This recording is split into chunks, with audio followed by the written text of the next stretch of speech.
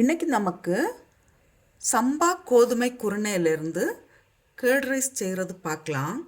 அதுக்கு நான் 1/2 கப்பு சம்பா கோதுமை குருணை எடுத்துருக்கிறேன், அதாவது புரோக்கன் வீட்டு.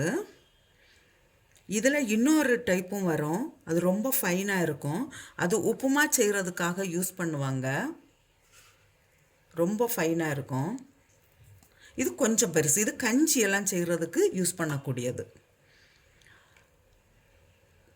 தாளிக்கிறதுக்கு தேவையான பொருட்கள்: 1/2 ஸ்பூன் உளுந்து, 1/2 ஸ்பூன் கடலைப்பருப்பு, ஒரு சின்ன பீஸ் இஞ்சி, கருவேப்பிலை, 2 காஞ்ச மிளகா, ஒரு பச்சை மிளகா, கொஞ்சம் கொத்தமல்லி இலை, ஒரு 1/4 ஸ்பூன் காயம், தயிர் வேணும். இது நமக்கு தேவைக்கு தக்கபடி பார்த்து போட்டுக்கலாம். ஃபஸ்ட்டு இந்த ரவையை நல்லா க்ளீன் பண்ணிவிட்டு 1/2 hour தண்ணியில் ஊற வைக்கலாம். அது நம்ம எதுக்கு ஊற வைக்கிறோன்னா சீக்கிரம் வேகிறதுக்கு வேண்டிதான். 1/2 hour கோதுமை ஊறியாச்சு. இப்போ இதை வேக வைக்கலாம். 1 கப்பு கோதுமைக்கு 4 கப்பு தண்ணி. நான் இப்போ 1/2 கப் எடுத்துருக்கிறேன், அதனால் 2 கப்பு தண்ணி விட்டு குக்கரில் வேக வச்சு எடுக்கிறேன்.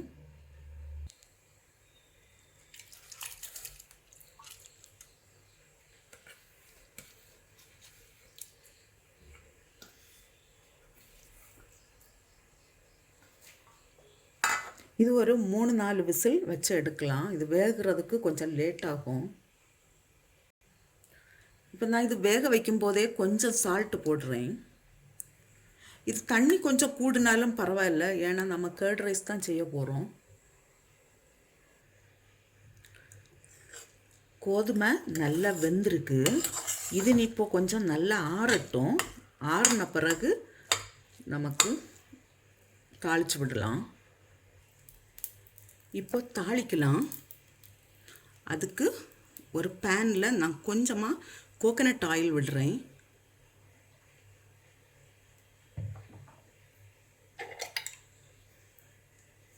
கடுகு வெடிக்கட்டும். இப்போ உளுந்தும் கடலைப்பருப்பும் போடுறேன்.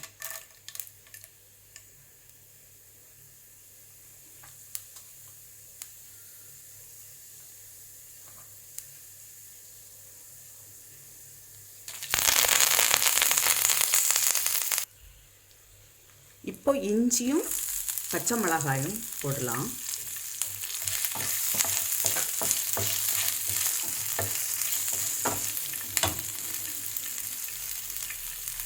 காயம் 1/4 ஸ்பூன்.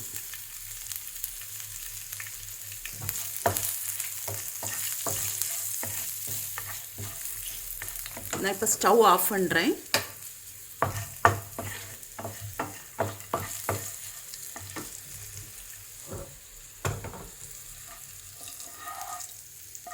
இது இந்த வேக வச்ச கோதுமையில் சேர்க்கலாம்.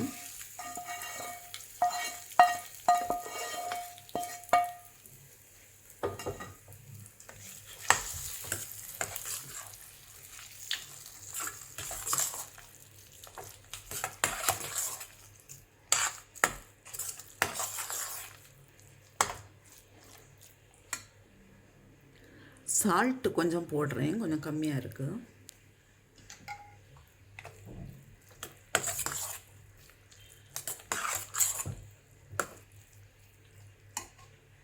இப்போ தயிர் சேர்க்கலாம்.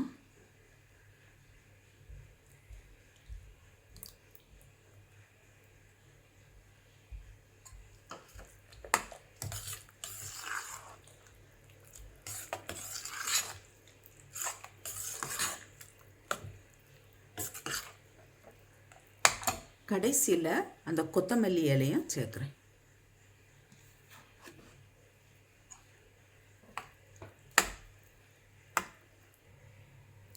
ஒரு ஆரோக்கியமான சம்பா புரோக்கன் வீட் கேர்ட் ரைஸ் ரெடியாக இருக்குது. நீங்களும் இது போல் செய்து பாருங்கள். செய்து பார்த்து உங்களுடைய கருத்துக்களை தெரிவிங்க.